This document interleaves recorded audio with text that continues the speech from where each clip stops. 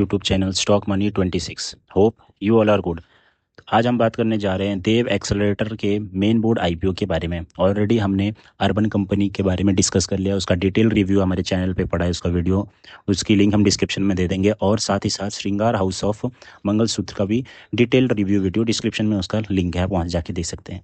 तो अभी हम बात करेंगे देव एक्सेलरेटर आईपीओ के बारे में। तो देव एक्सेलरेटर आईपीओ जो है वो 143 करोड़ का एक आईपीओ है।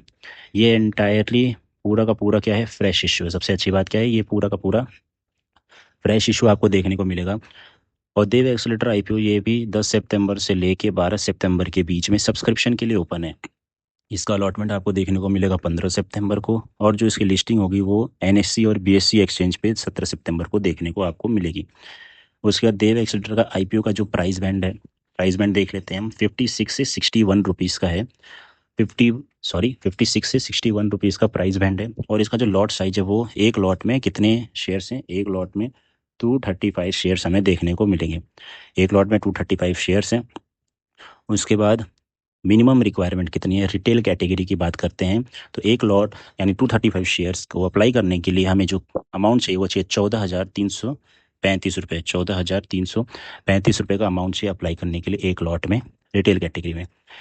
इंपॉर्टेंट डेट्स देख लेते हैं। 10 सितंबर से 12 सितंबर के लिए सब्सक्रिप्शन के लिए ओपन है। फ्रेश वैल्यू इसका 2 रुपये पर शेयर है। प्राइस बैंड 56 से 61 रुपीज़ पर शेयर है। लॉट साइज ऑलरेडी डिस्कस कर लिया है हमने, 235 रुपये का है। पूरा का पूरा फ्रेश इशू है। लिस्टिंग एनएससी बीएससी पे 17 सितंबर को देखने को मिलेगी। चलिए, सबसे इंपॉर्टेंट चीज़, सब रिजर्वेशन कितना दिया गया है तो आप देख सकते हैं क्यूआईबी को जो रिजर्वेशन मिला है वो 75% का मिला है। मैक्सिमम दिया गया है क्यूआईबी के लिए। इसमें रिटेल कैटेगरी के लिए मात्र 10%। श्रृंगार हाउस ऑफ मंगलसूत्र में देखा होगा 35% रिजर्वेशन दिया गया है। किसके लिए, रिटेलर्स के लिए। यहाँ पे मात्र 10% दिया गया है।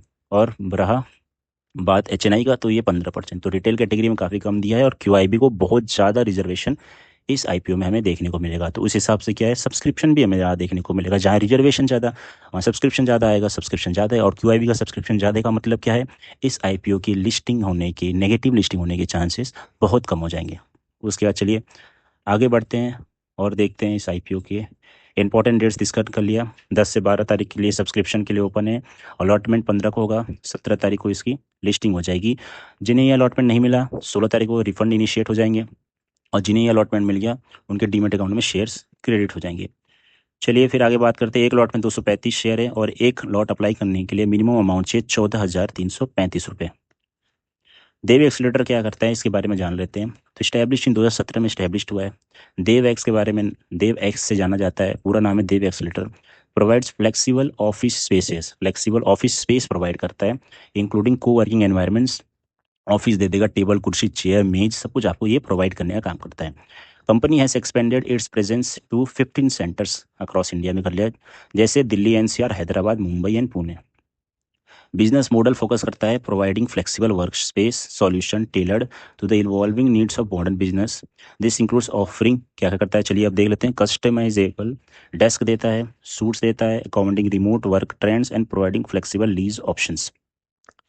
इसका 31 मई 2025 तक कंपनी सर्व किया, ओवर 250 क्लाइंट्स को सर्व किया और 28 सेंटर्स हैं इसके। चलिए इसकी सबसे इंपॉर्टेंट हम फाइनेंशियल्स को देख लेते हैं। तो 2023 में जो इसके एसेट्स थे वो आपके 282 करोड़ के थे। 2024 में ये बढ़ के सीधा 411 करोड़ के हो गए और 2025 में 540 करोड़ देखने को मिल रहा है। इनकम की बात करें 2023 में जो इनकम है इसकी 71 करोड़ की थी, 2024 में 110 करोड़ की और 2025 में 178 करोड़। यानी ईयर ऑन ईयर थोड़ा ही थोड़ा बढ़ रहा है, स्लोली स्लोली इंक्रीज हो रहा है। प्रॉफिट आफ्टर टैक्स देख लेते हैं। तो 2023 में एक लॉस मेकिंग कंपनी थी, -12 करोड़ का लॉस था। 2024 में प्रॉफिट में आती है 0.43 करोड़ मात्र, और अभी देखा जाए 2025 में तो 1.74 करोड़। यानी प्रॉफिट तो कंपनी नहीं बना रही, कुछ खास अच्छा नहीं बना रही है। इबिट्टा देखा जाए तो इबिट्टा 29 करोड़ का है, 64 करोड़ का 2024 में और 80 करोड़ का 2025 में। तो प्रॉफिट आफ्टर टैक्स और इबिट्टा के बीच में जितना ज़्यादा डिफरेंस है तो इससे हमें ये पता चलता है कि कंपनी के ऊपर कर्ज जाता है। ऑलरेडी डिस्कस करते हैं इबिट्टा मार्जिन, पैट मार्जिन बाद में हम डिस्कस करेंगे, अभी नीचे कितना है। इनके बीच में जितना ज़्यादा डिफरेंस होगा उस कंपनी के ऊपर उतना ज़्यादा डेब्ट टू इक्विटी यानी कर्जा है। चलिए देखते हैं। बोरोइंग देख लेते हैं। ऑलरेडी बताया था 2024 में 33 करोड़ की बोरोइंग थी, 2024 में 101 करोड़ की और 2025 में 130 करोड़ की बोरोइंग देखने को अभी हमें मिल रही है। चलिए जिसकी बात कर रहे थे वो देख लेते हैं। Return on equity, return on capital employed 25.95% का है। डेप्ट टू इक्विटी 2.39, जैसा कि हमने बताया था डेप्ट इसका ज़्यादा है। मंगलसूत्र में देखा था, श्रृंगार हाउस ऑफ मंगलसूत्र में 0.6 का था डेप्ट टू इक्विटी, क्योंकि इसमें इबिट्टा मार्जिन और पैट मार्जिन के बीच में सिर्फ 2-2.5% का डिफरेंस था। अब यहाँ देखते हैं 2.39 कैसे हुआ। तो 2.39 इसलिए हुआ कि पैट मार्जिन 1% का है, इबिट्टा मार्जिन 50.64 में, यानी 49% का लगभग डिफरेंस है। तो इसी की वजह से इसके डेप्ट टू इक्विटी देखने को मिला हमें 2.39, जो कि काफ़ी ज़्यादा है। प्राइस टू बुक वैल्यू 7.94 है। अर्निंग पर शेयर अभी प्री आईपीओ 0.26 था और पोस्ट आईपीओ 0.19 होगा, तो अर्निंग पर शेयर कुछ खास है नहीं इसका। और पी रेशियो देख लेते हैं तो 233 का पी था और पोस्ट आईपीओ 315 का, तो पी रेशियो काफ़ी ज़्यादा है, ईपीएस काफ़ी कम है, डेप्ट टू इक्विटी ज़्यादा है। तो ओवरऑल इसका फाइनेंशियल्स कुछ अच्छे नहीं दिख रहे हैं। ऑब्जेक्टिव्स क्या बता रहा है ये अपना, capital expenditure for fit outs in the new centres and for security deposit of new centres में 73 करोड़ लगाएगा। रीपेमेंट प्रीपेमेंट करेगा अपना बोरोइंग का 35 करोड़, और बाकी सब कुछ जनरल कॉर्पोरेट पर्पस के लिए यूज़ करेगा। तो ये रहा देव आईपीओ का एनालिसिस वीडियो। तो चलिए देखते हैं, तो अभी कंपेयर करें देव का और श्रृंगार हाउस ऑफ मंगलसूत्र का। तो श्रृंगार हाउस ऑफ मंगलसूत्र की बहुत ही अच्छी फाइनेंशियल्स है, डेप्ट टू इक्विटी कम है, इबिटा मार्जिन ज़्यादा है, पैट मार्जिन ज़्यादा है, और वो कंपनी प्रॉफिट मेकिंग है। लेकिन अगर बात करें हम देव एक्सलेटर की, तो ये लॉस मेकिंग कंपनी है। प्रॉफिट भी इसका अभी इस साल हुआ, वो भी 1.74 करोड़ का सिर्फ देखने को मिला।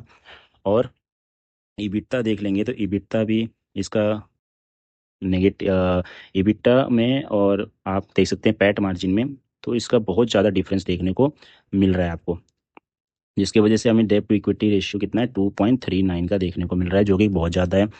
उसके साथ साथ ईपीएस कम है, इसका अर्निंग पर शेयर कम है, और पी रेशियो काफ़ी ज़्यादा देखने को मिल रहा है 235 तो ये रही डिटेल्ड एनालिसिस वीडियो देव एक्सलेटर का। अगर हमारे चैनल पे आप पहली बार विजिट कर रहे हैं तो चैनल को सब्सक्राइब करें और बेल आइकन को प्रेस करें, ताकि ऐसे और आईपीओ रिलेटेड और स्टॉक मार्केट रिलेटेड इन्फॉर्मेशन आपसे मिस ना हो। Thank you.